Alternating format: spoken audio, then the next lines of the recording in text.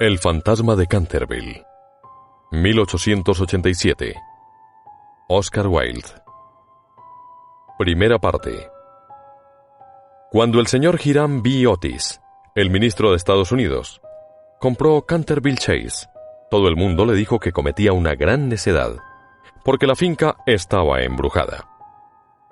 Hasta el mismo Lord Canterville, como hombre de la más escrupulosa honradez, se creyó en el deber de participárselo al señor Otis cuando llegaron a discutir las condiciones. Nosotros mismos, dijo Lord Canterville, nos hemos resistido en absoluto a vivir en ese sitio desde la época en que mi tía abuela, la duquesa de Bolton, tuvo un desmayo, del que nunca se repuso por completo, motivado por el espanto que experimentó al sentir que 2 manos de esqueleto se posaban sobre sus hombros mientras se vestía para cenar. Me creo en el deber de decirle, señor Otis, que el fantasma ha sido visto por varios miembros de mi familia, que viven actualmente, así como por el rector de la parroquia, el reverendo Augusto Dampier, agregado de la Universidad de Oxford. Después del trágico accidente ocurrido a la duquesa, ninguna de las doncellas quiso quedarse en casa, y Lady Canterville no pudo ya conciliar el sueño, a causa de los ruidos misteriosos que llegaban del corredor y de la biblioteca. Señor, respondió el ministro, adquiriré el inmueble y el fantasma, bajo inventario. Llego de un país moderno, en el que podemos tener todo cuanto el dinero es capaz de proporcionar. Y esos mozos nuestros, jóvenes y avispados, que recorren de parte a parte el viejo continente, que se llevan los mejores actores de ustedes y sus mejores primadonas. Estoy seguro de que si todavía queda un verdadero fantasma en Europa, vendrán a buscarlo enseguida, para colocarlo en uno de nuestros museos públicos, o para pasearlo por los caminos como un fenómeno. El fantasma existe, me lo temo, dijo Lord Canterville sonriendo, aunque quizás se resiste a las ofertas de los intrépidos empresarios de ustedes. Hace más de 3 siglos que se le conoce, data con precisión de 1574, y no deja de mostrarse nunca cuando está a punto de ocurrir alguna defunción en la familia. Bah, los médicos de cabecera hacen lo mismo, Lord Canterville. Amigo mío, un fantasma no puede existir, y no creo que las leyes de la naturaleza admitan excepciones en favor de la aristocracia inglesa. ¿Realmente son ustedes muy naturales en Estados Unidos?, dijo Lord Canterville, que no acababa de comprender la última observación del señor Otis. Ahora bien, si le gusta a usted tener un fantasma en casa, mejor que mejor. Acuérdese únicamente de que yo lo previne. Algunas semanas después se cerró el trato y a fines de estación, el ministro y su familia emprendieron el viaje a Canterville. La señora Otis, que con el nombre de señorita Lucrecia R. Tappan, de la calle Oeste 52, había sido una ilustre beldad de Nueva York. Era todavía una mujer guapísima, de edad regular, con unos ojos hermosos y un perfil soberbio. Muchas damas norteamericanas, cuando abandonan su país natal, adoptan aires de persona atacada de una enfermedad crónica, y se figuran que eso es uno de los sellos de distinción de Europa. Pero la señora Otis no cayó nunca en ese error. Tenía una naturaleza magnífica y una abundancia extraordinaria de vitalidad. A decir verdad, era completamente inglesa, bajo muchos aspectos. Y hubiese podido citársele en buena lid para sostener la tesis de que lo tenemos todo en común con Estados Unidos hoy en día, excepto la lengua, como es de suponer. Su hijo mayor, bautizado con el nombre de Washington por sus padres, en un momento de patriotismo que él no cesaba de lamentar, era un muchacho rubio, de bastante buena figura, que se había erigido en candidato a la diplomacia, dirigiendo un cotillón en el casino de Newport durante 3 temporadas seguidas, y aún en Londres pasaba por ser bailarín excepcional. Sus únicas debilidades eran las gardenias y la patria. Aparte de esto, era perfectamente sensato.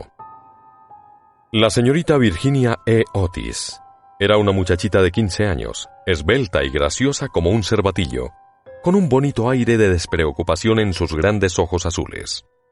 Era una amazona maravillosa, y sobre su caballito derrotó una vez en carreras al viejo Lord Bilton, dando 2 veces la vuelta al parque, ganándole por caballo y medio, precisamente frente a la estatua de Aquiles, lo cual provocó un entusiasmo tan delirante en el joven duque de Cheshire, que le propuso acto continuo el matrimonio, y sus tutores tuvieron que expedirlo aquella misma noche a Elton, bañado en lágrimas.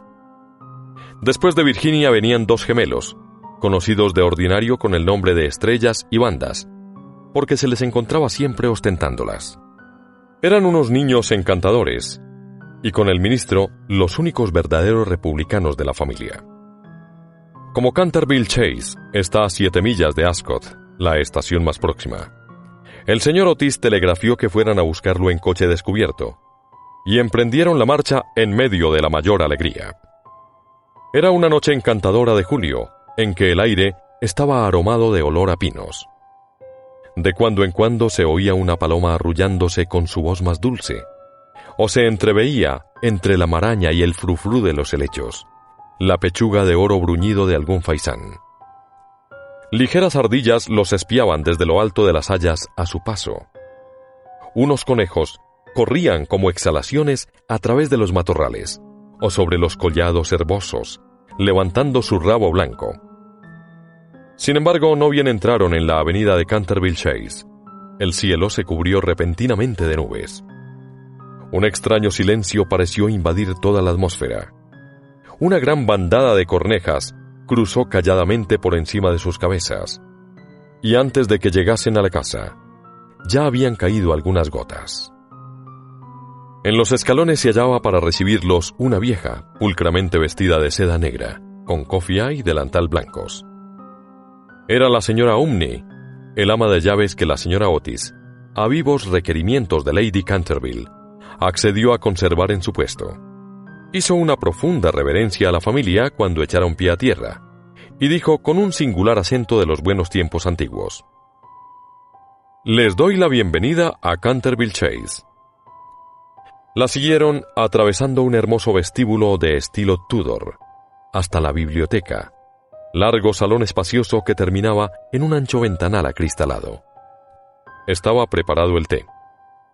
Luego, una vez que se quitaron los trajes de viaje, se sentaron todos y se pusieron a curiosear en torno suyo, mientras la señora Umney iba de un lado para el otro. De pronto la mirada de la señora Otis cayó sobre una mancha de un rojo oscuro que había sobre el pavimento, precisamente al lado de la chimenea, y sin darse cuenta de sus palabras, dijo a la señora Umney: «Veo que han vertido algo en ese sitio». «Sí, señora», contestó la señora Umney en voz baja. «Ahí se ha vertido sangre». «Es espantoso», exclamó la señora Otis. «No quiero manchas de sangre en un salón. Es preciso quitar eso inmediatamente». La vieja sonrió, y con la misma voz baja y misteriosa respondió: «Es sangre de Lady Leonor de Canterville, que fue muerta en ese mismo sitio por su propio marido, Simón de Canterville, en 1565. Simón la sobrevivió 9 años, desapareciendo de repente en circunstancias misteriosísimas. Su cuerpo no se encontró nunca, pero su alma culpable sigue embrujando la casa. La mancha de sangre ha sido muy admirada por los turistas y por otras personas, pero quitarla, imposible». «Todo eso son tonterías», exclamó Washington Otis.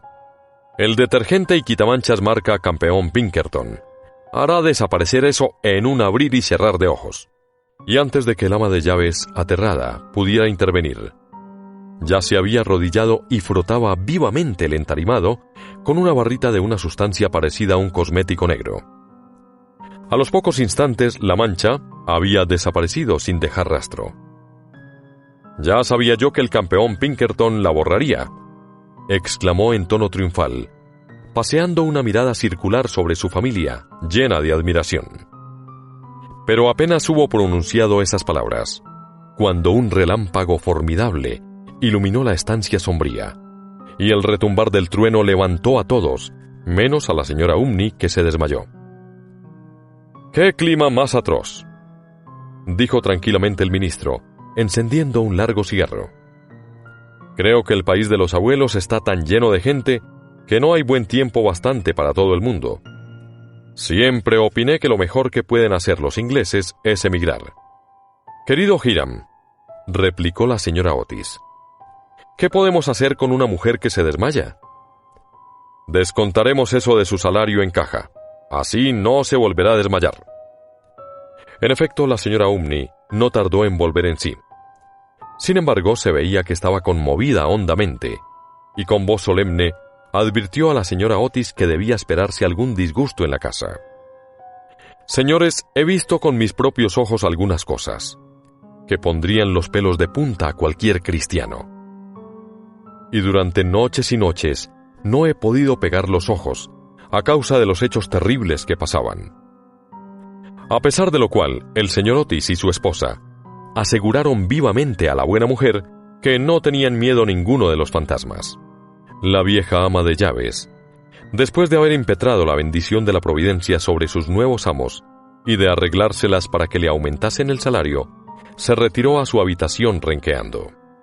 Segunda parte. La tempestad se desencadenó durante toda la noche, pero no produjo nada extraordinario. Al día siguiente por la mañana, cuando bajaron a almorzar, encontraron de nuevo la terrible mancha sobre el entarimado. «No creo que tenga la culpa el limpiador sin rival», dijo Washington, «pues lo he ensayado sobre toda clase de manchas. Debe ser el fantasma». En consecuencia, borró la mancha, después de frotar un poco. Al otro día, por la mañana, había reaparecido. Y sin embargo, la biblioteca había permanecido cerrada la noche anterior, porque el señor Otis se había llevado la llave para arriba. Desde entonces la familia empezó a interesarse por aquello. El señor Otis se hallaba a punto de creer que había estado demasiado dogmático, negando la existencia de los fantasmas. La señora Otis expresó su intención de afiliarse a la Sociedad Psíquica, y Washington preparó una larga carta a los señores Myers y Podmore, basada en la persistencia de las manchas de sangre cuando provienen de un crimen. Aquella noche disipó todas las dudas sobre la existencia objetiva de los fantasmas. La familia había aprovechado la frescura de la tarde para dar un paseo en coche. Regresaron a las 9, tomando una ligera cena. La conversación no recayó ni un momento sobre los fantasmas, de manera que faltaban hasta las condiciones más elementales de espera y de receptibilidad, que preceden tan a menudo a los fenómenos psíquicos. Los asuntos que discutieron, por lo que luego he sabido por la señora Otis, fueron simplemente los habituales en la conversación de los norteamericanos cultos que pertenecen a las clases elevadas, como por ejemplo la inmensa superioridad de Miss Janie Davenport sobre Sarah Bernhardt como actriz, la dificultad para encontrar maíz verde, galletas de trigo sarraceno, aún en las mejores casas inglesas, la importancia de Boston en el desenvolvimiento del alma universal, las ventajas del sistema que consiste en anotar los equipajes de los viajeros, y la dulzura del acento neoyorquino comparado con el dejo de Londres. No se trató para nada de lo sobrenatural. No se hizo ni la menor alusión indirecta a Simón de Canterville. A las 11, la familia se retiró. A las 12:30, estaban apagadas todas las luces. Poco después, el señor Otis se despertó con un ruido singular en el corredor, fuera de su habitación. Parecía un ruido de hierros viejos, y se acercaba cada vez más. Se levantó en el acto, encendió la luz y miró la hora. Era la 1 en punto. El señor Otis estaba perfectamente tranquilo. Se tomó el pulso y no lo encontró nada alterado. El ruido extraño continuaba, al mismo tiempo que se oía claramente el sonar de unos pasos. El señor Otis se puso las zapatillas, tomó un frasquito alargado de su tocador y abrió la puerta. Y vio frente a él, en el pálido claro de luna, a un viejo de aspecto terrible. Sus ojos parecían carbones encendidos. Una larga cabellera gris caía en mechones revueltos sobre sus hombros. Sus ropas, de corte anticuado, estaban manchadas y en jirones. De sus muñecas y de sus tobillos colgaban unas pesadas cadenas y unos grilletes herrumbrosos. «Mi distinguido señor», dijo el señor Otis, Permítame que le ruegue vivamente que engrase esas cadenas. Le he traído para ello una botella de engrasador Tamani Sol Levante. Dicen que una sola untura es eficacísima, y en la etiqueta hay varios certificados de nuestros agoreros nativos más ilustres que dan fe de ello. Voy a dejársela aquí, al lado de las mecedoras, y tendré un verdadero placer en proporcionarle más si así lo desea. Dicho lo cual, el ministro de los Estados Unidos dejó el frasquito sobre una mesa de mármol, cerró la puerta y se volvió a meter en la cama. El fantasma de Canterville permaneció algunos minutos inmóvil de indignación. Después tiró, lleno de rabia, el frasquito contra el suelo encerado y huyó por el corredor, lanzando gruñidos cavernosos y despidiendo una extraña luz verde. Sin embargo, cuando llegaba a la gran escalera de roble, se abrió de repente una puerta. Aparecieron dos siluetas infantiles, vestidas de blanco, y una voluminosa almohada le rozó la cabeza. Evidentemente no había tiempo que perder. Así es que, utilizando como medio de fuga la cuarta dimensión del espacio, se desvaneció a través del estuco, y la casa recobró su tranquilidad. Llegado a un cuartito secreto del ala izquierda, se adosó a un rayo de luna para tomar aliento, y se puso a reflexionar para darse cuenta de su situación. Jamás, en toda su brillante carrera, que duraba ya 300 años seguidos, fue injuriado tan groseramente. Se acordó de la duquesa viuda, en quien provocó una crisis de terror, estando mirándose al espejo, cubierta de brillantes y de encajes. De las 4 doncellas, a quienes había enloquecido, produciéndoles convulsiones histéricas, solo con hacerles visajes entre las cortinas de una de las habitaciones destinadas a invitados. Del rector de la parroquia, cuya vela apagó de un soplo, cuando volvía el buen señor de la biblioteca a una hora avanzada, y que desde entonces se convirtió en mártir de toda clase de alteraciones nerviosas.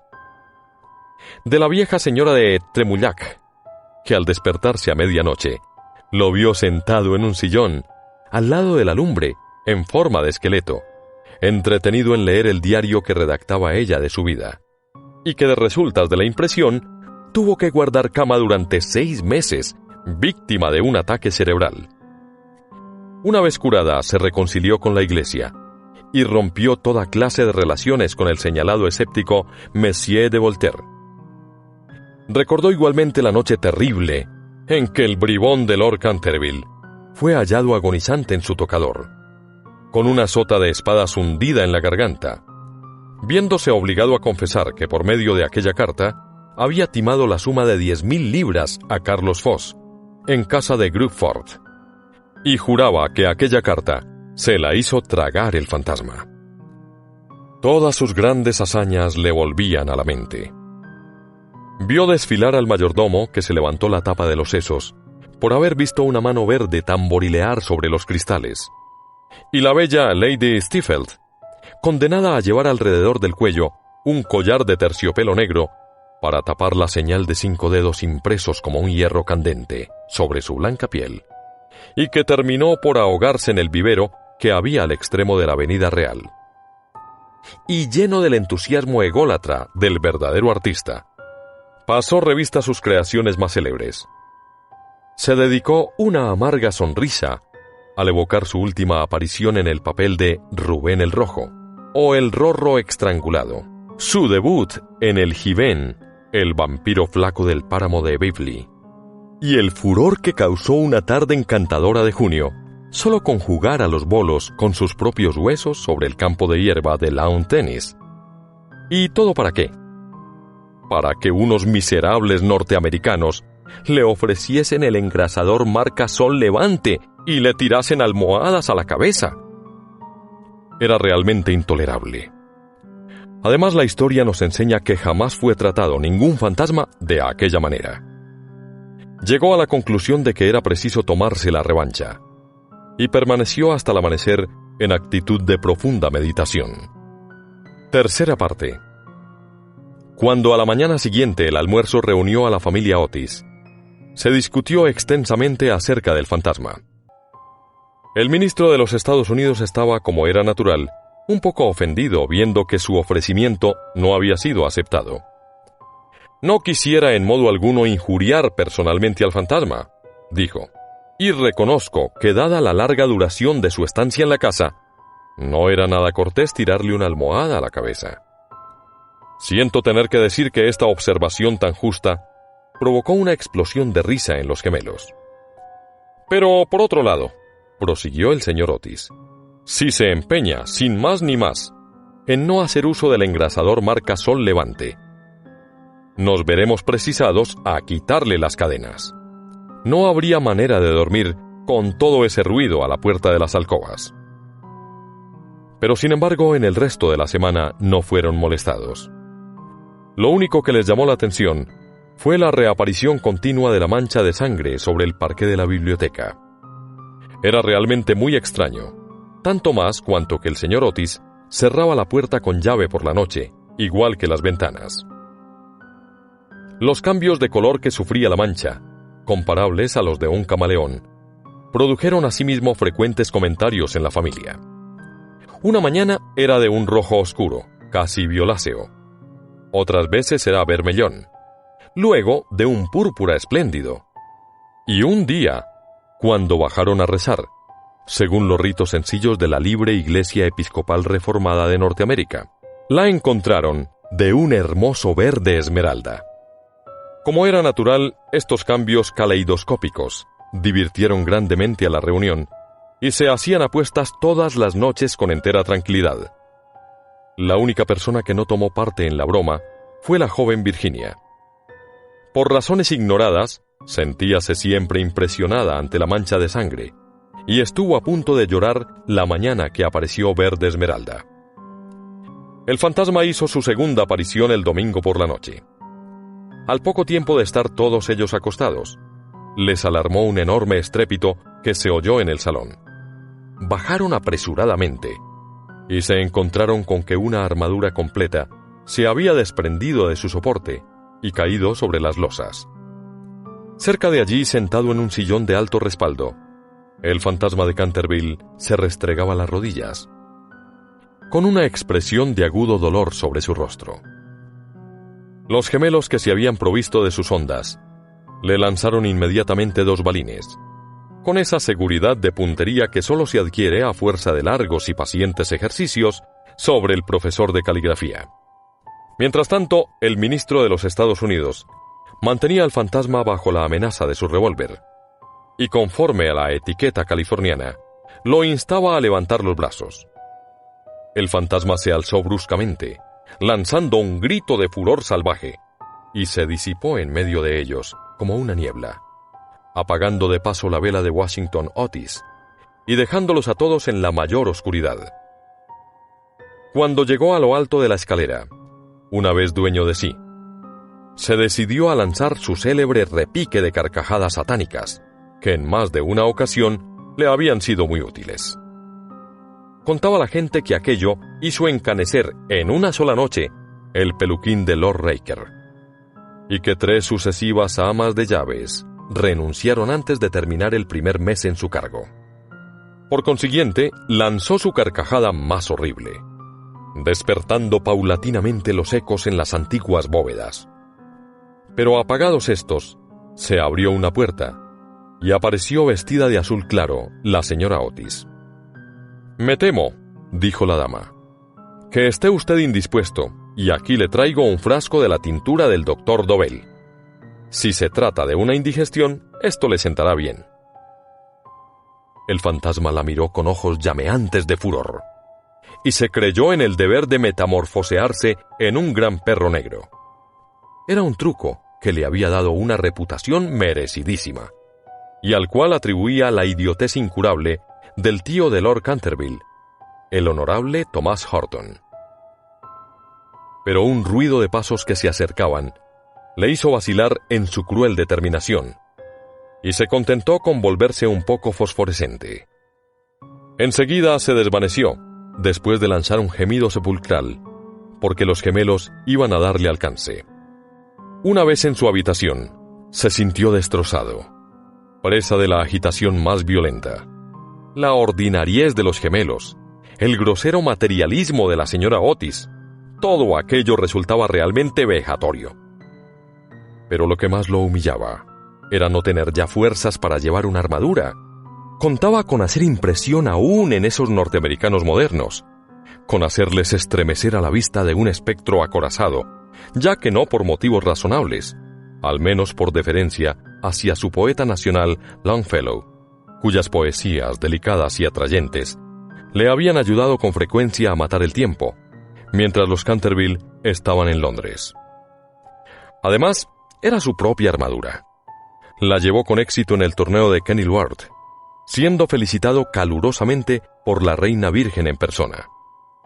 Pero cuando quiso ponérsela, quedó aplastado por completo por el peso de la enorme coraza y del yelmo de acero, y se desplomó pesadamente sobre las losas de piedra, despellejándose las rodillas y contusionándose la muñeca derecha.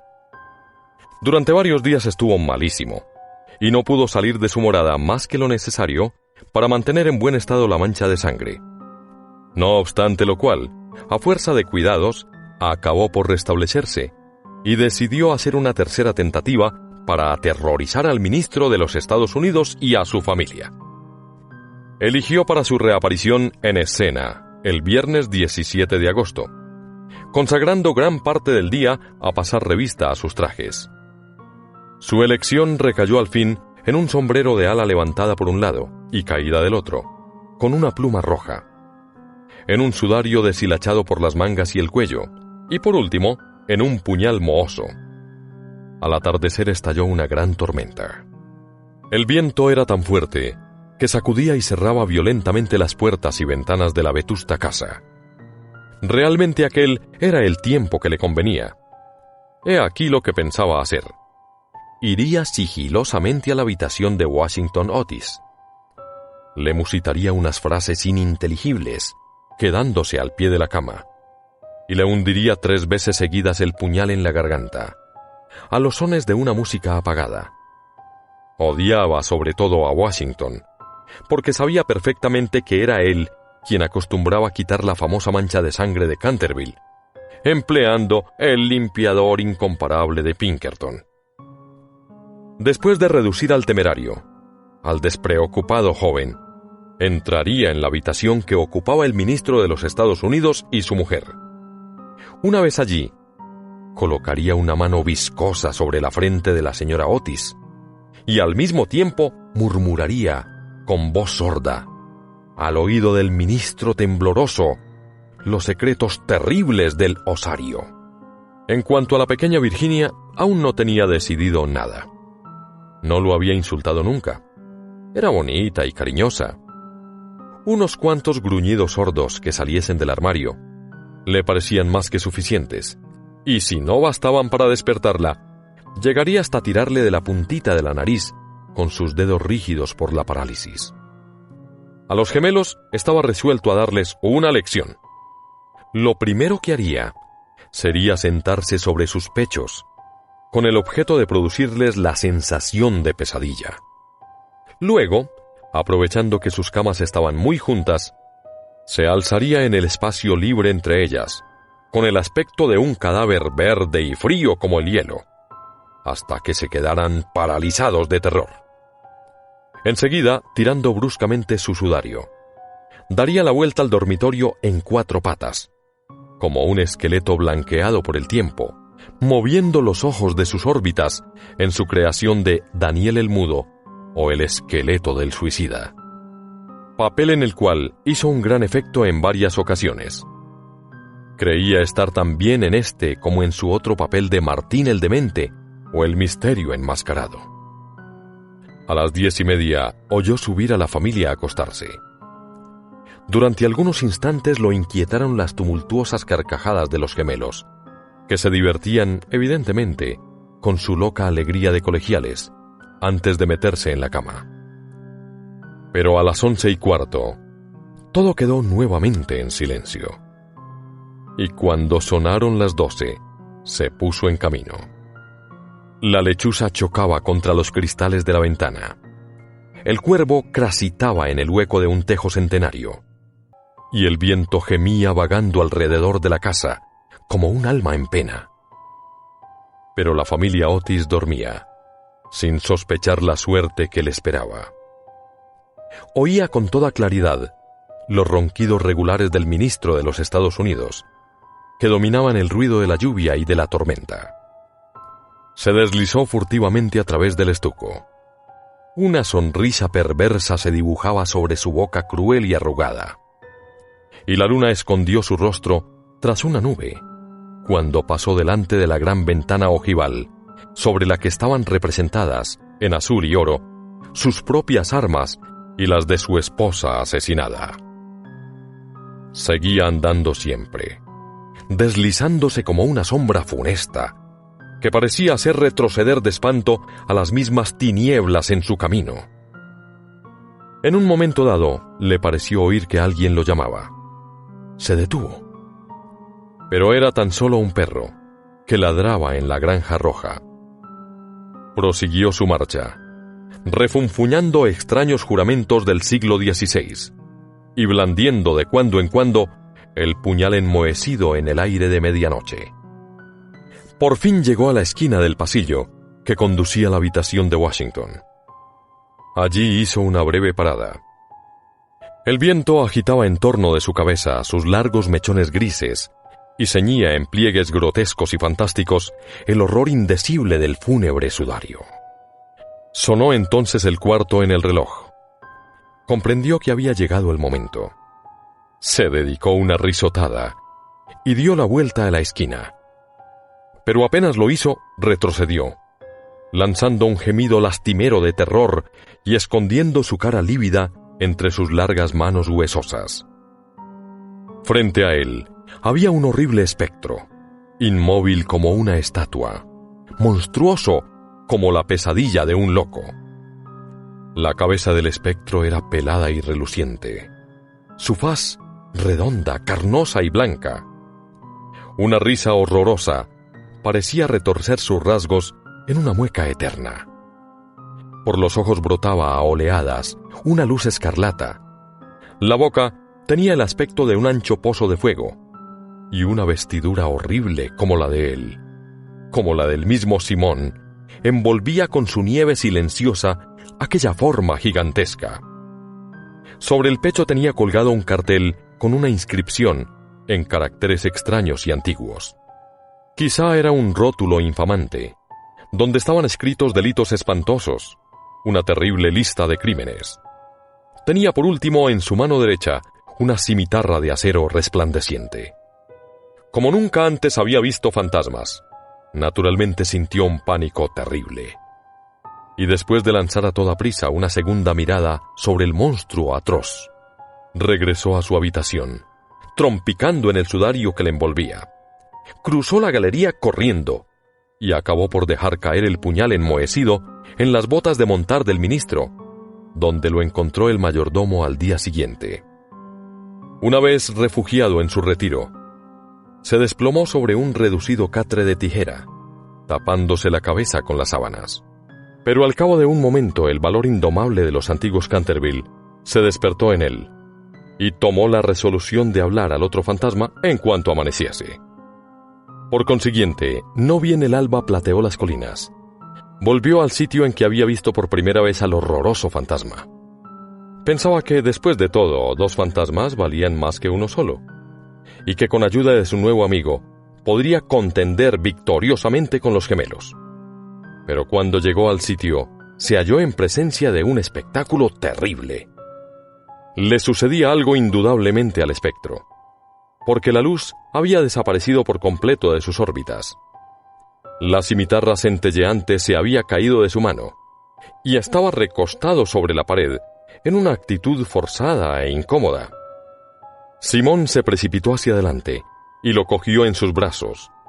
Pero ¿cuál no sería su terror viendo despegarse la cabeza y rodar por el suelo, mientras el cuerpo tomaba la posición supina, y notó que abrazaba una cortina blanca de lienzo grueso, y que yacían a sus pies una escoba, un machete de cocina y una calabaza vacía?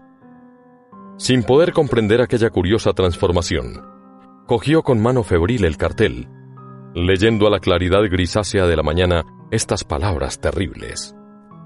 He aquí al fantasma Otis, el único espíritu auténtico y verdadero. Desconfíen de las imitaciones. Todos los demás son falsificaciones. Y la entera verdad se le apareció como un relámpago. Había sido burlado, chasqueado, engañado. La expresión característica de los Canterville reapareció en sus ojos. Apretó las mandíbulas desdentadas y, levantando por encima de su cabeza sus manos amarillas, juró, según el ritual pintoresco de la antigua escuela, que cuando el gallo tocara por 2 veces el cuerno de su alegre llamada, se consumarían sangrientas hazañas. Y el crimen, de callado paso, saldría de su retiro. No había terminado de formular este juramento terrible, cuando de una alquería lejana, de tejado de ladrillo rojo, salió el canto de un gallo. Lanzó una larga risotada, lenta y amarga, y esperó. Esperó 1 hora, y después otra. Pero por alguna razón misteriosa no volvió a cantar el gallo. Por fin, a eso de las 7:30, la llegada de las criadas lo obligó a abandonar su terrible guardia y regresó a su morada, con altivo paso, pensando en su juramento vano y en su vano proyecto fracasado. Una vez allí consultó varios libros de caballería, cuya lectura le interesaba extraordinariamente, y pudo comprobar que el gallo cantó siempre 2 veces en cuantas ocasiones se recurrió a aquel juramento. «Que el diablo se lleve a ese animal volátil», murmuró. «En otro tiempo hubiese caído sobre él con mi buena lanza, atravesándole el cuello, y obligándolo a cantar otra vez para mí, aunque reventara». Y dicho esto se retiró a su confortable caja de plomo, y allí permaneció hasta la noche. 4ª parte. Al día siguiente el fantasma se sintió muy débil y cansado. Las terribles emociones de las 4 últimas semanas empezaban a producir su efecto. Tenía el sistema nervioso completamente alterado y temblaba al más ligero ruido. No salió de su habitación en 5 días y concluyó por hacer una concesión en lo relativo a la mancha de sangre del parqué de la biblioteca. Puesto que la familia Otis no quería verla, era indudable que no la merecía. Aquella gente estaba colocada a ojos vistas en un plano inferior de vida material, y era incapaz de apreciar el valor simbólico de los fenómenos sensibles. La cuestión de las apariciones de fantasmas y el desenvolvimiento de los cuerpos astrales era realmente para ellos cosa desconocida e indiscutiblemente fuera de su alcance. Pero por lo menos constituía para él un deber ineludible mostrarse en el corredor 1 vez a la semana y farfullar por la gran ventana ojival el 1º y el 3er miércoles de cada mes. No veía ningún medio digno de sustraerse a aquella obligación. Verdad es que su vida fue muy criminal, pero quitado eso, era hombre muy concienzudo en todo cuanto se relacionaba con lo sobrenatural. Así pues, los 3 sábados siguientes atravesó, como de costumbre, el corredor entre 12 de la noche y 3 de la madrugada, tomando todas las precauciones posibles para no ser visto ni oído. Se quitaba las botas. Pisaba lo más ligeramente que podía sobre las viejas maderas carcomidas. Se envolvía en una gran capa de terciopelo negro y no dejaba de usar el engrasador Sol Levante para sus cadenas. Me veo precisado a reconocer que solo después de muchas vacilaciones se decidió a adoptar este último medio de protección. Pero al fin, una noche, mientras cenaba la familia, se deslizó en el dormitorio de la señora Otis y se llevó el frasquito. Al principio se sintió un poco humillado, pero después fue suficientemente razonable para comprender que aquel invento merecía grandes elogios y cooperaba en cierto modo a la realización de sus proyectos. A pesar de todo, no se vio libre de problemas. No dejaban nunca de tenderle cuerdas de lado a lado del corredor para hacerlo tropezar en la oscuridad. Y una vez que se había disfrazado para el papel de Isaac el Negro o el cazador del bosque de Hogsley, cayó cuán largo era al poner el pie sobre una pista de maderas enjabonadas que habían colocado los gemelos desde el umbral del salón de tapices hasta la parte alta de la escalera de roble. Esta última afrenta le dio tal rabia que decidió hacer un esfuerzo para imponer su dignidad y consolidar su posición social, y formó el proyecto de visitar a la noche siguiente a los insolentes chicos de Eton, en su célebre papel de Ruperto el Temerario o el Conde sin cabeza. No se había mostrado con aquel disfraz desde hacía 60 años, es decir, desde que causó con él tal pavor a la bella Lady Barbara Modish, que ésta retiró su consentimiento al abuelo del actual Lord Canterville y se fugó a Gretna Green con el arrogante Jack Castletown, jurando que por nada del mundo consentiría en emparentar con una familia que toleraba los paseos de un fantasma tan horrible por la terraza al atardecer. El pobre Jack fue al poco tiempo muerto en duelo por Lord Canterville en la pradera de Wandsworth, y Lady Barbara murió de pena en Tunbridge Wells antes de terminar el año. Así es que fue un gran éxito en todos los sentidos. Sin embargo, era, permitiéndome emplear un término de argot teatral, para aplicarlo a uno de los mayores misterios del mundo sobrenatural, o en lenguaje más científico, del mundo superior a la naturaleza. Era, repito, una creación de las más difíciles, y necesitó sus 3 buenas horas para terminar los preparativos. Por fin todo estuvo listo, y él contentísimo de su disfraz. Las grandes botas de montar que hacían juego con el traje eran, eso sí, un poco holgadas para él, y no pudo encontrar más que una de las 2 pistolas del arzón. Pero en general quedó satisfechísimo, y a la 1:15 pasó a través del estuco y bajó al corredor. Cuando estuvo cerca de la habitación ocupada por los gemelos, a la que llamaré el dormitorio azul, por el color de sus cortinajes, se encontró con la puerta entreabierta. A fin de hacer una entrada sensacional, la empujó con violencia, pero se le vino encima una jarra de agua que le empapó hasta los huesos, no dándole en el hombro por unos milímetros. Al mismo tiempo, oyó unas risas sofocadas que partían de la doble cama con dosel. Su sistema nervioso sufrió tal conmoción que regresó a sus habitaciones a todo escape, y al día siguiente tuvo que permanecer en cama con un fuerte reuma. El único consuelo que tuvo fue el de no haber llevado su cabeza sobre los hombros, pues sin esto, las consecuencias hubieran podido ser más graves. Desde entonces renunció para siempre a espantar a aquella recia familia de norteamericanos, y se limitó a vagar por el corredor, con zapatillas de orillo, envuelto el cuello en una gruesa bufanda por temor a las corrientes de aire, y provisto de un pequeño arcabuz para el caso en que fuese atacado por los gemelos. Hacia el 19 de septiembre fue cuando recibió el golpe de gracia. Había bajado por la escalera hasta el espacioso salón, seguro de que en aquel sitio por lo menos estaba cubierto de jugarretas, y se entretenía en hacer observaciones satíricas sobre las grandes fotografías del ministro de los Estados Unidos y de su mujer, hechas en casa de Sarrow. Iba vestido sencilla, pero decentemente, con un largo sudario salpicado de moho de cementerio. Se había atado la quijada con una tira de tela y llevaba una linternita y un asadón de sepulturero. En una palabra, iba disfrazado de Jonás el desenterrador, o el ladrón de cadáveres de Chertsey Barn. Era una de sus creaciones más notables, y de las que guardaban recuerdo con más motivo los Canterville, ya que fue la verdadera causa de su riña con Lord Rufford, vecino suyo.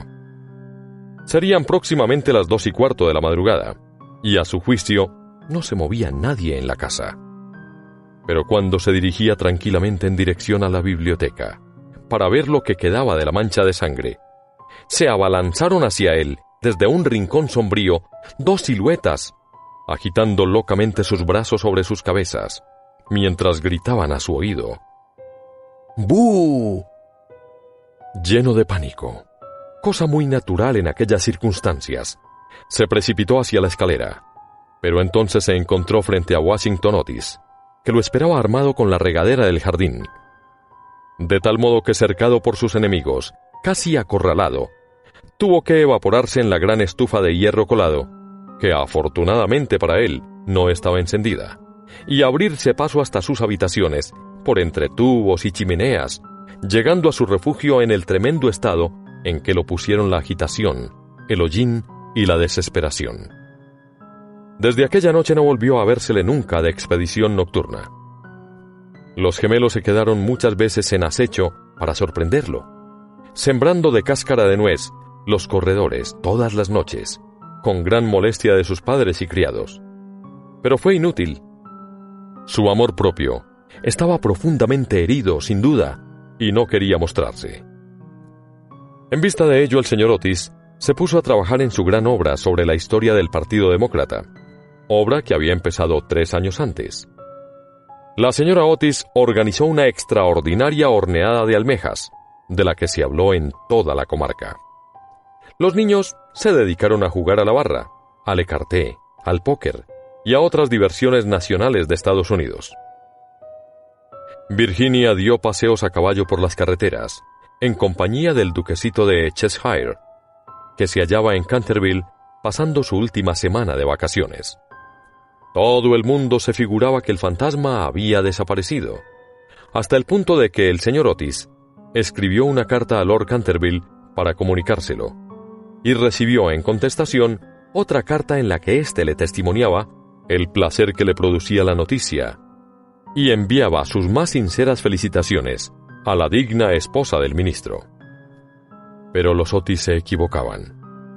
El fantasma seguía en la casa, y aunque se hallaba muy delicado, no estaba dispuesto a retirarse, sobre todo después de saber que figuraba entre los invitados el duquesito de Cheshire, cuyo tío, Lord Francis Stilton, apostó una vez con el coronel Carbury a que jugaría a los dados con el fantasma de Canterville. A la mañana siguiente encontraron a Lord Stilton tendido sobre el suelo del salón de juego en un estado de parálisis, tal que, a pesar de la edad avanzada que alcanzó, no pudo ya nunca pronunciar más palabras que estas. ¡Doble 6! Esta historia era muy conocida en un tiempo, aunque en atención a los sentimientos de 2 familias nobles, se hiciera todo lo posible por ocultarla, y existe un relato detallado de todo lo referente a ella en el tomo 3 de las Memorias de Lord Little sobre el príncipe regente y sus amigos. Desde entonces el fantasma deseaba vivamente probar que no había perdido su influencia sobre los Stilton, con los que además estaba emparentado por matrimonio, pues una prima suya se casó en segundas nupcias con el señor Bulkeley, del que descienden en línea directa, como todo el mundo sabe, los duques de Cheshire. Por consiguiente, hizo sus preparativos para mostrarse al pequeño enamorado de Virginia, en su famoso papel de fraile vampiro o el benedictino desangrado. Era un espectáculo espantoso, que cuando la vieja Lady Esterbury se lo vio representar, es decir, en víspera del año nuevo de 1764, empezó a lanzar chillidos agudos que tuvieron por resultado un fuerte ataque de apoplejía y su fallecimiento al cabo de 3 días, no sin que desheredara antes a los Canterville y legase todo su dinero a su farmacéutico en Londres. Pero a última hora, el terror que le inspiraban los gemelos lo retuvo en su habitación, y el duquesito durmió tranquilo en el gran lecho con dosel coronado de plumas del dormitorio real, soñando con Virginia. Quinta parte. Virginia y su adorador de cabello rizado dieron, unos días después, un paseo a caballo por los prados de Brockley, paseo en el que ella desgarró su vestido de amazona al saltar un seto, de tal manera que, de vuelta a su casa, entró por la escalera de atrás para que no la viesen. Al pasar corriendo por delante de la puerta del salón de tapices, que estaba abierta de par en par, le pareció ver a alguien dentro. Pensó que sería la doncella de su madre, que iba con frecuencia a trabajar a esa habitación. Asomó la cabeza para encargarle que le cosiese el vestido, pero con gran sorpresa suya, quien allí estaba era el fantasma de Canterville en persona. Se había acomodado ante la ventana, contemplando el oro llameante de los árboles amarillentos que revoloteaban por el aire, las hojas enrojecidas que bailaban locamente a lo largo de la gran avenida. Tenía la cabeza apoyada en una mano, y toda su actitud revelaba el desaliento más profundo. Realmente presentaba un aspecto tan abrumado, tan abatido, que la pequeña Virginia, en vez de ceder a su primer impulso, que fue echar a correr y encerrarse en su cuarto, se sintió llena de compasión y tomó el partido de ir a consolarlo. Tenía la muchacha un paso tan ligero y él una melancolía tan honda, que no se dio cuenta de su presencia hasta que le habló. «Lo he sentido mucho por usted», dijo, «pero mis hermanos regresan mañana a Eton, y entonces, si se porta usted bien, ¿nadie lo atormentará?» «Es inconcebible pedirme que me porte bien», le respondió, contemplando estupefacto a la jovencita que tenía la audacia de dirigirle la palabra. «Perfectamente inconcebible. Es necesario que yo sacuda mis cadenas, que gruña por los agujeros de las cerraduras y que corretee de noche. ¿Eso es lo que usted llama portarse mal? No tengo otra razón de ser». «Esa no es una razón de ser. En sus tiempos fue usted muy malo, ¿sabe? La señora Amne nos dijo el día que llegamos que usted mató a su esposa». «Sí, lo reconozco», respondió incautamente el fantasma. «Pero era un asunto de familia y nadie tenía que meterse». «Está muy mal matar a nadie», dijo Virginia, que a veces adoptaba un bonito gesto de gravedad puritana, heredado quizás de algún antepasado venido de Nueva Inglaterra. «Oh, no puedo sufrir la severidad barata de la moral abstracta. Mi mujer era feísima. No almidonaba nunca lo bastante mis puños y no sabía nada de cocina. Mire usted, un día había yo cazado un soberbio ciervo en los bosques de Hogsley, un hermoso macho de 2 años. Pues no puede usted figurarse cómo me lo sirvió. Pero en fin, dejemos eso. Es asunto liquidado, y no encuentro nada bien que sus hermanos me dejasen morir de hambre, aunque yo la matase». «¿Que lo dejaran morir de hambre? Oh, señor fantasma, don Simón quiero decir. ¿Es que tiene usted hambre? Hay un sándwich en mi costurero. ¿Le gustaría?» «No, gracias. Ahora ya no como. Pero de todos modos lo encuentro amabilísimo por su parte. Es usted bastante más atenta que el resto de su horrible, arisca, ordinaria y ladrona familia». «Basta», exclamó Virginia, dando con el pie en el suelo. «El arisco, el horrible y el ordinario es usted. En cuanto a lo de ladrón, bien sabe usted que me ha robado mis colores de la caja de pinturas para restaurar esa ridícula mancha de sangre en la biblioteca. Empezó usted por coger todos mis rojos, incluso el bermellón, imposibilitándome para pintar puestas de sol. Después agarró usted el verde esmeralda y el amarillo cromo, y finalmente solo me queda el añil y el blanco. Así es que ahora no puedo hacer más que claros de luna, que da grima ver, e incomodísimos además de colorear. Y no le he acusado, aún estando fastidiada, y a pesar de que todas esas cosas son completamente ridículas. ¿Se ha visto alguna vez sangre color verde esmeralda?» «Vamos a ver», dijo el fantasma con cierta dulzura. «¿Y qué iba yo a hacer? Es dificilísimo en los tiempos actuales agenciarse sangre de verdad, y ya que su hermano empezó con su quitamanchas incomparable, no veo por qué no iba yo a emplear los colores de usted para resistir. En cuanto al tono, es cuestión de gusto. Así, por ejemplo, los Canterville tienen sangre azul, la sangre más azul que existe en Inglaterra, aunque ya sé que ustedes los norteamericanos no hacen el menor caso de esas cosas. No sabe usted nada, y lo mejor que puede hacer es emigrar. Y así se formará idea de algo. Mi padre tendrá un verdadero gusto en proporcionarle un pasaje gratuito.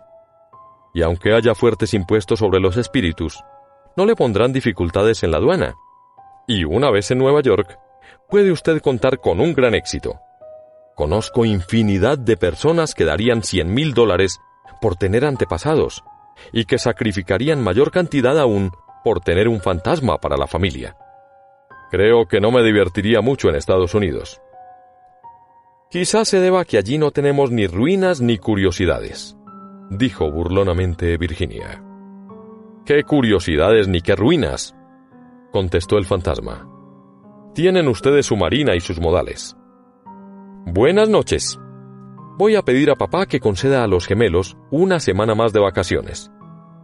No se vaya, señorita Virginia, se lo suplico, exclamó el fantasma. Estoy tan solo y soy tan desgraciado que no sé qué hacer. Quisiera ir a acostarme y no puedo. Pues es inconcebible. No tiene usted más que meterse en la cama y apagar la luz. Algunas veces es dificilísimo permanecer despierto, sobre todo en una iglesia. Pero en cambio, dormir es muy sencillo. Ya ve usted, los gemelos saben dormir admirablemente, y no son de los más listos. Hace 300 años que no duermo, dijo el anciano tristemente, haciendo que Virginia abriese mucho sus hermosos ojos azules, llenos de asombro. Hace ya 300 años que no duermo. Así es que me siento cansadísimo. Virginia adoptó un grave continente, y sus finos labios se movieron como pétalos de rosa. Se acercó y arrodilló al lado del fantasma. Contempló su rostro envejecido y arrugado. «Pobrecito fantasma», profirió a media voz. «¿Y no hay ningún sitio donde pueda usted dormir?» «Allá lejos, pasando el pinar», respondió él en voz baja y soñadora. «Hay un jardincito. La hierba crece en él alta y espesa. Allí pueden verse las grandes estrellas blancas de la cicuta. Allí el ruiseñor canta toda la noche.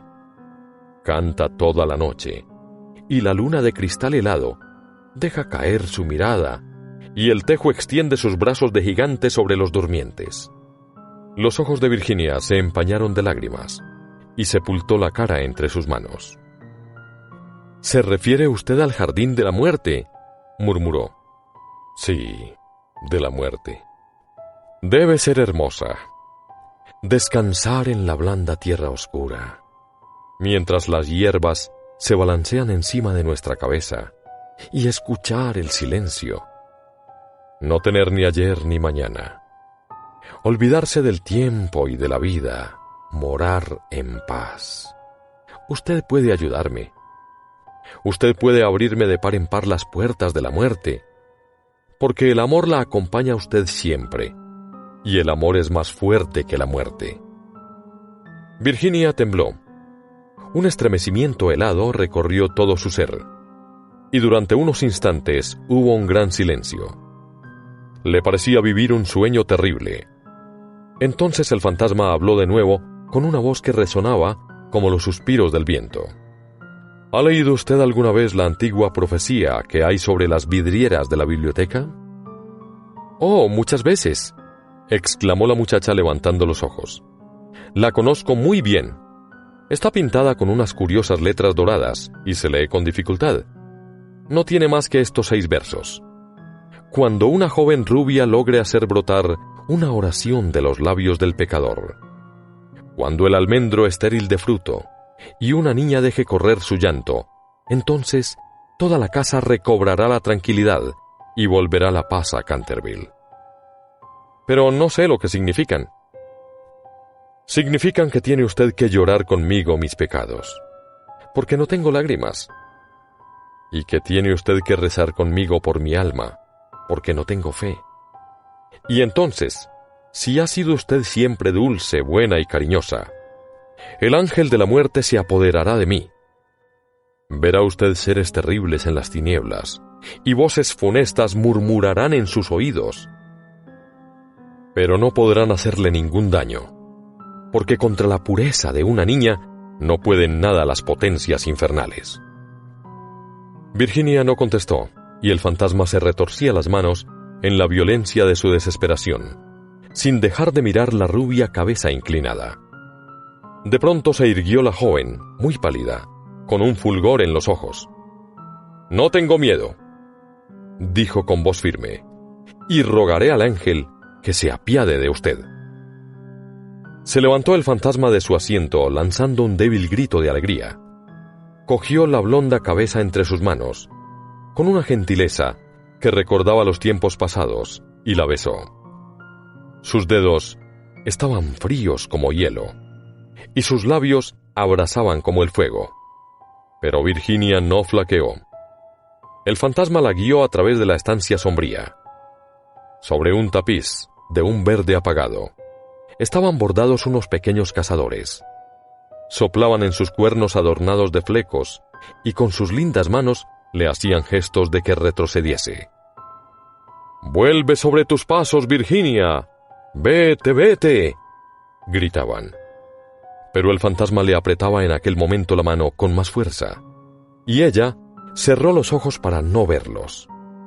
Horribles animales de colas de lagarto y de ojazos saltones parpadearon maliciosamente en las esquinas de la chimenea, mientras le decían en voz baja: «Ten cuidado, Virginia, ten cuidado. Podríamos no volver a verte». Pero el fantasma apresuró el paso, y Virginia no oyó nada. Cuando llegaron al extremo de la estancia, el viejo se detuvo, murmurando unas palabras que ella no comprendió. Volvió Virginia a abrir los ojos, y vio disiparse el muro lentamente como una neblina, y abrirse ante ella una negra caverna. Un áspero y helado viento los azotó, sintiendo la muchacha que le tiraban del vestido. «¡Deprisa, deprisa!», gritó el fantasma, «o será demasiado tarde». Y en el mismo momento el muro se cerró de nuevo detrás de ellos, y el salón de tapices quedó desierto. Sexta parte. Unos 10 minutos después sonó la campana para el té, y Virginia no bajó. La señora Otis envió a uno de los criados a buscarla. No tardó en volver diciendo que no había podido descubrir a la señorita Virginia por ninguna parte. Como la muchacha tenía la costumbre de ir todas las tardes al jardín a recoger flores para la cena, la señora Otis no se inquietó en lo más mínimo. Pero sonaron las 6, y Virginia no aparecía. Entonces su madre se sintió seriamente intranquila y envió a sus hijos en su busca, mientras ella y su marido recorrían todas las habitaciones de la casa. A las 6:30 volvieron los gemelos, diciendo que no habían encontrado huellas de su hermana por ninguna parte. Entonces se conmovieron todos extraordinariamente, y nadie sabía qué hacer, cuando el señor Otis recordó de repente que pocos días antes habían permitido acampar en el parque a una tribu de gitanos. Así es que salió inmediatamente para Blackfell Hollow, acompañado de su hijo mayor y de 2 de sus criados de la granja. El duquesito de Cheshire, completamente loco de inquietud, rogó con insistencia al señor Otis que lo dejase acompañarlo, mas éste se negó temiendo algún jaleo. Pero cuando llegó al sitio en cuestión, vio que los gitanos se habían marchado. Se dieron prisa a huir, sin duda alguna, pues el fuego ardía todavía y quedaban platos sobre la hierba. Después de mandar a Washington y a los 2 hombres que registrasen los alrededores, se apresuró a regresar y envió telegramas a todos los inspectores de policía del condado, rogándoles que buscasen a una joven raptada por unos vagabundos o gitanos. Luego hizo que le trajeran su caballo, y después de insistir para que su mujer y sus 3 hijos se sentaran a la mesa, partió con un criado por el camino de Ascot. Había recorrido apenas 2 millas, cuando oyó un galope a su espalda. Se volvió viendo al duquesito que llegaba en su caballito, con la cara sofocada y la cabeza descubierta. «Lo siento muchísimo, señor Otis», le dijo el joven con voz entrecortada, «pero me es imposible comer mientras Virginia no aparezca. Se lo ruego. No se enfade conmigo. Si nos hubiera permitido casarnos el año último, no habría pasado esto nunca. No me rechaza usted, ¿verdad?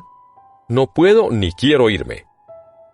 El ministro no pudo menos que dirigir una sonrisa a aquel mozo guapo y atolondrado, conmovidísimo ante la abnegación que mostraba por Virginia.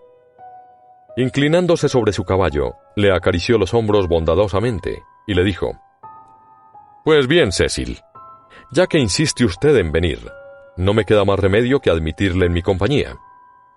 Pero eso sí, tengo que comprarle un sombrero en Ascot». «¡Al diablo sombreros! Lo que quiero es Virginia», exclamó el duquesito riendo. Y acto seguido, galoparon hasta la estación. Una vez allí, el señor Otis preguntó al jefe si no habían visto en el andén de salida a una joven cuyas señas correspondiesen con las de Virginia, pero no averiguó nada sobre ella. No obstante lo cual, el jefe de la estación expidió telegramas a las estaciones del trayecto, ascendentes y descendentes, y le prometió ejercer una vigilancia minuciosa.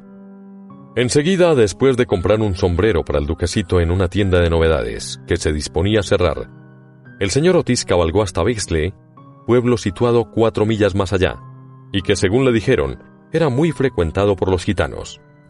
Hicieron levantarse al guardia rural, pero no pudieron conseguir ningún dato de él.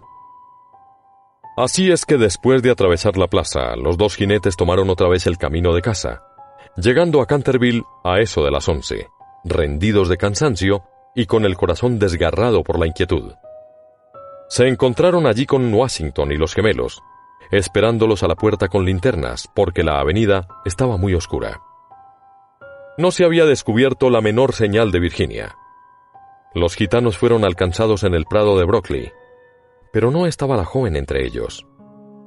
Explicaron la prisa de su marcha, diciendo que habían equivocado el día en que debía celebrarse la feria de Chorlton, y que el temor de llegar demasiado tarde los obligó a darse prisa. Además, parecieron desconsolados por la desaparición de Virginia, pues estaban agradecidísimos al señor Otis por haberles permitido acampar en su parque.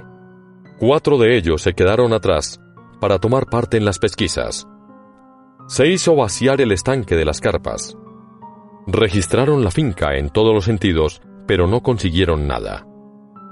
Era evidente que Virginia estaba perdida, al menos por aquella noche. Y fue con un aire de profundo abatimiento como entraron en casa el señor Otis y los jóvenes, seguidos del criado, que llevaba de las bridas al caballo y al caballito. En el salón se encontraron con el grupo de criados llenos de terror. La pobre señora Otis estaba tumbada sobre un sofá de la biblioteca, casi loca de espanto y de ansiedad, y la vieja ama de llaves le humedecía la frente con agua de colonia. Fue una comida tristísima. No se hablaba apenas, y hasta los mismos gemelos parecían despavoridos y consternados, pues querían mucho a su hermana. Cuando terminaron, el señor Otis, a pesar de los ruegos del duquesito, mandó que todo el mundo se acostase, ya que no podía hacer cosa alguna aquella noche. Al día siguiente telegrafiaría a Scotland Yard para que pusieran inmediatamente varios detectives a su disposición. Pero he aquí que en el preciso momento en que salían del comedor, sonaron las 12 en el reloj de la torre. Apenas acababan de extinguirse las vibraciones de la última campanada, cuando se oyó un crujido acompañado de un grito penetrante. Un trueno formidable bamboleó la casa. Una melodía que no tenía nada de terrenal flotó en el aire. Un lienzo de la pared se despegó bruscamente en lo alto de la escalera, y sobre el rellano, muy pálida, casi blanca, apareció Virginia, llevando en la mano un cofrecito. Inmediatamente se precipitaron todos hacia ella. La señora Otis la estrechó apasionadamente contra su corazón. El duquesito casi la ahogó con la violencia de sus besos, y los gemelos ejecutaron una danza de guerra salvaje alrededor del grupo. «¡Ah, hija mía! ¿Dónde te habías metido?», dijo el señor Otis, bastante enfadado, creyendo que les había querido dar una broma a todos ellos. «Cecil y yo hemos registrado toda la comarca en busca tuya, y tu madre ha estado a punto de morirse de espanto. No vuelvas a dar bromitas de ese género a nadie». «Menos al fantasma, menos al fantasma», gritaron los gemelos, continuando sus cabriolas. «Hija mía, querida, gracias a Dios que te hemos encontrado. Ya no nos volveremos a separar», murmuraba la señora Otis, besando a la muchacha, toda trémula, y acariciando sus cabellos de oro, que se desparramaban sobre sus hombros.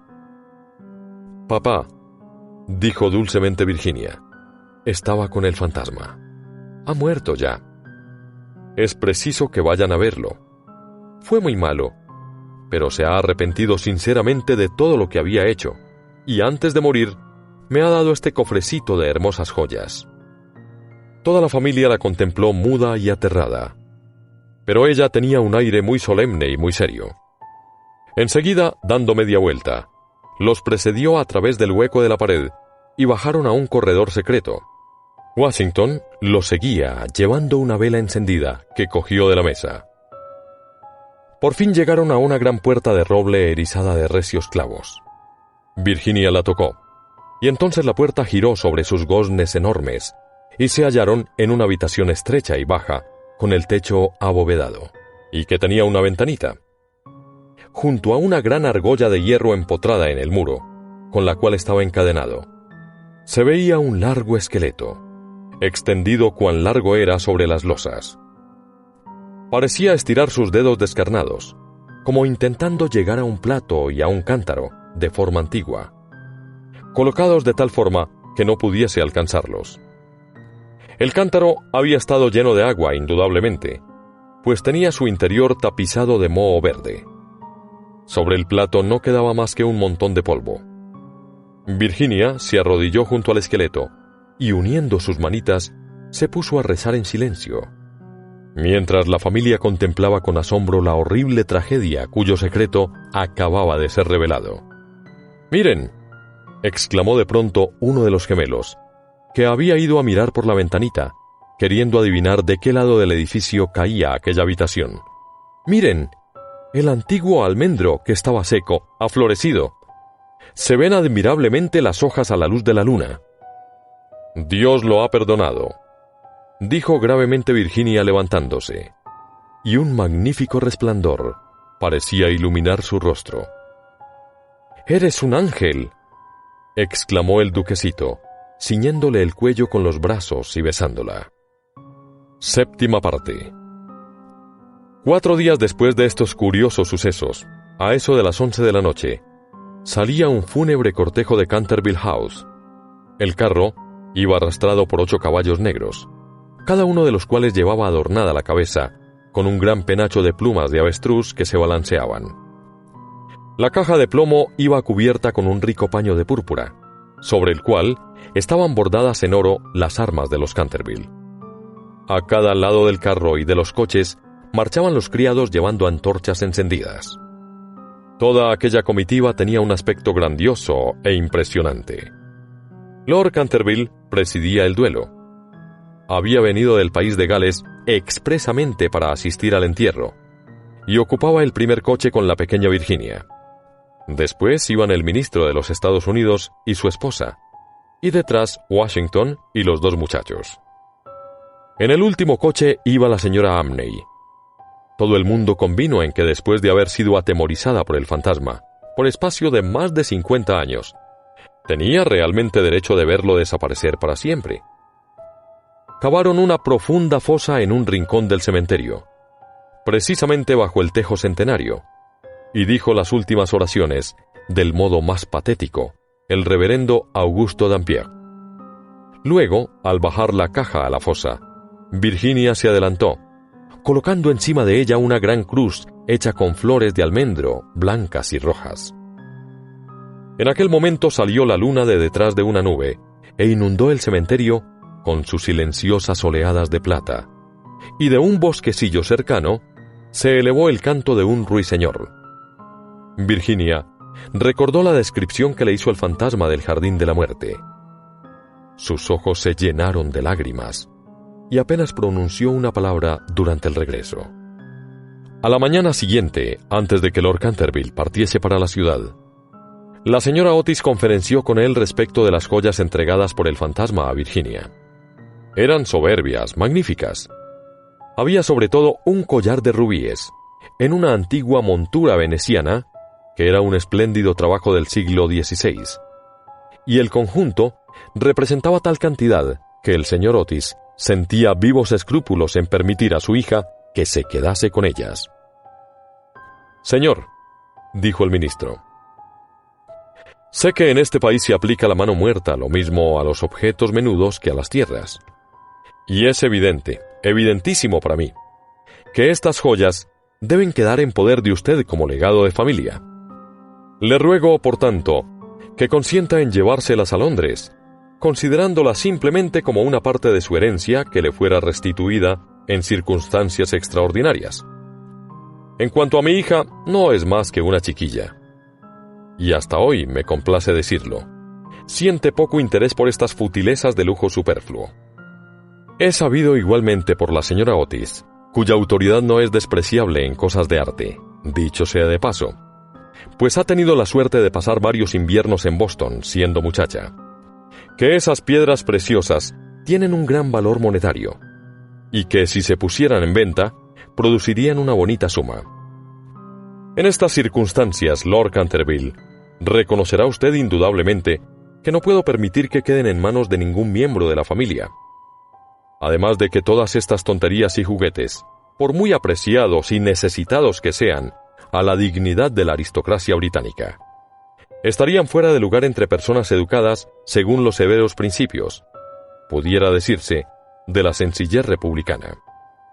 Quizá me atrevería a asegurar que Virginia tiene gran interés en que le deje usted el cofrecito que encierra esas joyas, en recuerdo de las locuras y el infortunio del antepasado. Y como ese cofrecito es muy viejo, y por consiguiente deterioradísimo, quizá encuentre usted razonable a acoger favorablemente su petición. En cuanto a mí, confieso que me sorprende grandemente ver a uno de mis hijos demostrar interés por una cosa de la Edad Media. Y la única explicación que le encuentro es que Virginia nació en un barrio de Londres, al poco tiempo de regresar la señora Otis de una excursión a Atenas. Lord Canterville escuchó imperturbable el discurso del digno ministro, atusándose de cuando en cuando el bigote gris, para ocultar una sonrisa involuntaria. Una vez que hubo terminado el señor Otis, le estrechó cordialmente la mano y contestó: «Mi querido amigo, su encantadora hijita ha prestado un servicio importantísimo a mi desgraciado antecesor. Mi familia y yo le estamos reconocidísimos por su maravilloso valor y por la sangre fría que ha demostrado. Las joyas le pertenecen, sin duda alguna, y creo, a fe mía, que si tuviese yo la suficiente insensibilidad para quitárselas, el viejo tunante saldría de su tumba al cabo de 15 días para infernarme la vida. En cuanto a que sean joyas de familia, no podrían serlo sino después de estar especificadas como tales en un testamento, en forma legal, y la existencia de estas joyas permaneció siempre ignorada. Le aseguro que son tan mías como de su mayordomo. Cuando la señorita Virginia sea mayor, sospecho que le encantará tener cosas tan lindas que llevar. Además, señor Otis, olvida usted que adquirió usted el inmueble y el fantasma bajo inventario. De modo que todo lo que pertenece al fantasma le pertenece a usted. A pesar de las pruebas de actividad que ha dado Simón por el corredor, no por eso deja de estar menos muerto, desde el punto de vista legal. Y su compra lo hace a usted dueño de lo que le pertenecía a él». El señor Otis se quedó muy preocupado ante la negativa de Lord Canterville, y le rogó que reflexionara nuevamente su decisión. Pero el excelente par se mantuvo firme, y terminó por convencer al ministro de que aceptase el regalo del fantasma. Cuando en la primavera de 1890, la duquesita de Cheshire fue presentada por primera vez en la recepción de la reina, con motivo de su casamiento, sus joyas fueron motivo de general admiración, y Virginia fue agraciada con la diadema que se otorga como recompensa a todas las norteamericanitas juiciosas, y se casó con su novio en cuanto éste tuvo edad para ello. Eran ambos tan agradables, y se amaban de tal modo, que a todo el mundo le encantó ese matrimonio, menos a la vieja marquesa de Dumbleton, que venía haciendo todo lo posible por atrapar al duquesito y casarlo con una de sus 7 hijas. Para conseguirlo, dio al menos 3 grandes comidas costosísimas. Cosa rara, el señor Otis sentía una gran simpatía personal por el duquesito, pero teóricamente era enemigo de los títulos, y según sus propias palabras, era de temer que entre las influencias debilitantes de una aristocracia ávida de placer, fueran olvidados por Virginia los verdaderos principios de la sencillez republicana. Pero nadie hizo caso de sus observaciones, y cuando avanzó por la nave lateral de la iglesia de San Jorge, en Hanover Square, llevando a su hija del brazo, no había hombre más orgulloso en toda Inglaterra. Después de la luna de miel, El duque y la duquesa regresaron a Canterville Chase, y al día siguiente de su llegada, por la tarde, fueron a dar una vuelta por el cementerio solitario próximo al Pinar. Al principio le preocupó mucho lo relativo a la inscripción que debía grabarse sobre la losa fúnebre de Simón. Pero concluyeron por decidir que se pondrían simplemente las iniciales del viejo gentilhombre y los versos escritos en la ventana de la biblioteca. La duquesa llevaba unas rosas magníficas que desparramó sobre la tumba. Después de permanecer allí un rato, pasaron por las ruinas del claustro de la antigua abadía. La duquesa se sentó sobre una columna caída, mientras su marido, recostado a sus pies y fumando un cigarrillo, contemplaba sus lindos ojos. De pronto tiró el cigarrillo y tomándole una mano le dijo: «Virginia, una mujer no debe tener secretos con su marido». «Y no los tengo, querido Cecil». «Sí los tienes», respondió sonriendo. «No me has dicho nunca lo que sucedió mientras estuviste encerrada con el fantasma». «Ni se lo he dicho a nadie», replicó gravemente Virginia. «Ya lo sé, pero bien me lo podrías decir a mí». «Cecil, te ruego que no me lo preguntes. No puedo realmente decírtelo. Pobre Simón. Le debo mucho. Sí, no te rías, Cecil. Le debo mucho realmente. Me hizo ver lo que es la vida, lo que significa la muerte, y por qué el amor es más fuerte que la muerte». El duque se levantó para besar amorosamente a su mujer. «Puedes guardar tu secreto mientras yo posea tu corazón», dijo a media voz. «Siempre fue tuyo. Y se lo dirás algún día a nuestros hijos, ¿verdad?» Virginia se ruborizó.